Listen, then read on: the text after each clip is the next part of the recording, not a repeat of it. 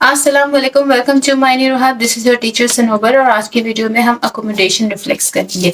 What is accommodation reflex? Accommodation क्या है? Accommodation is a reflex mechanism which happens when suddenly a distant object from your eye is brought near to your eye. So in that situation, how the eye accommodates to focus an image is an accommodation reflex.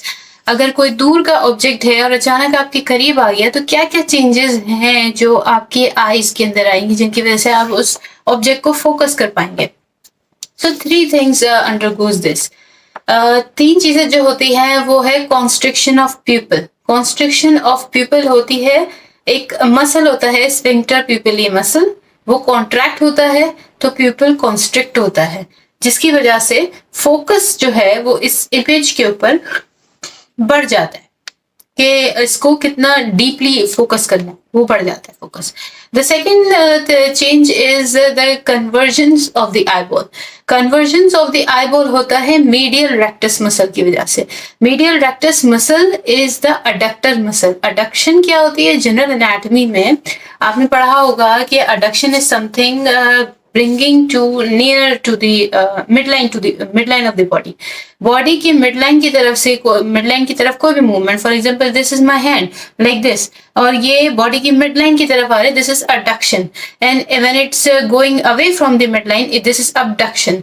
So medial rectus muscle brings the eye near to the midline. This causes convergence of the eyeball, जिसकी वजह से focus जो है वो again to the retina जो है वो बढ़ जाता है.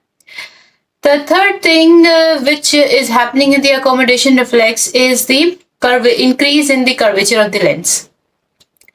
Increase in the curvature of the lens का मतलब है कि अगर कर्वेचर बढ़ेगा, लाइक कर्वेचर अगर ऐसा है और ऐसे बढ़ जाएगा तो इस कर्वेचर के बढ़ने की वजह से लेंस का रिफ्रैक्टिव पावर बढ़ जाएगा. उस रिफ्रैक्टिव पावर के बढ़ने की वजह से एक ज्यादा बेहतरीन और फोकस्ड इमेज जो है वो आपके रेटिना पे फॉर्म होगी. ठीक है जी.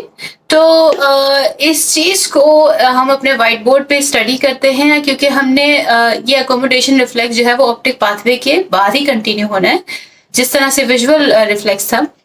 तो पहले हम ऑप्टिक पाथवे अपनी लास्ट 2 वीडियोस में पढ़ चुके हैं. हम इसके बाद इसको कंटिन्यू करेंगे डायग्रामेटिकली नहीं, क्योंकि अब वो डायग्राम आपके माइंड में सेट हो चुकी है. अब हम इसको फ्लो चार्ट के तौर पे पढ़ेंगे so that you can easily make the connection. So let's move on to our whiteboard now.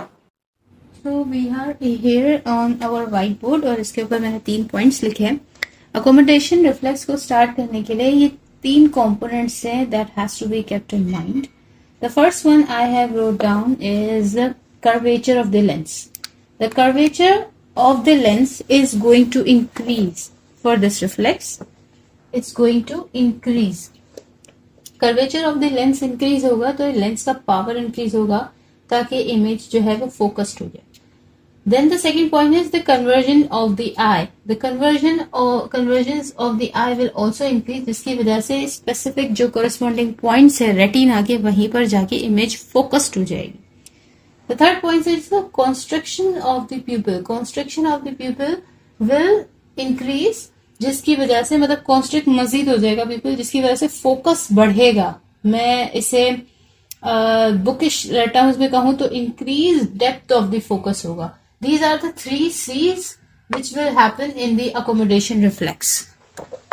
Now note, अब हमारे पास एक पूरा फ्लो चार्ट बना हुआ है यहाँ पे, और इस फ्लो चार्ट के अंदर दोनों तरफ की आईज शो की गई है. एक लेफ्ट आई रीजन है और एक राइट आई रीजन है. लेफ्ट आई से लेफ्ट ऑक्सीपिटल कॉर्टेक्स तक कैसे हम पहुंचे, that we have discussed in our previous video, in previous last 2 videos.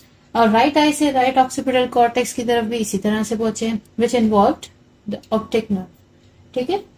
अच्छा, अब जब कॉर्टेक्स की तरफ पहुंच जाते हैं तो अकोमोडेशन रिफ्लेक्स में क्या होता है कि वहां से ऑक्सीपिटल कॉर्टेक्स से फाइबर्स चले जाते हैं, वहां से एक्सॉन्स जाते हैं to the prefrontal area. Occipital lobe से फ्रंटल लोब की तरफ जाते हैं to the prefrontal area. This is the cerebrum.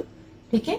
ये साइड व्यू है, ये सेरेब्रम का ऑक्सीपिटल कॉर्टेक्स है. ये देखिए, ये इसके राइट साइड है, ये लेफ्ट साइड है. फॉर एग्जाम्पल अगर यहाँ पे ऑक्सीपिटल कॉर्टेक्स है, तो ये इसका फ्रंटल एरिया है, और प्री फ्रंटल एरिया पे फ्रंटल आई फील्ड होती है।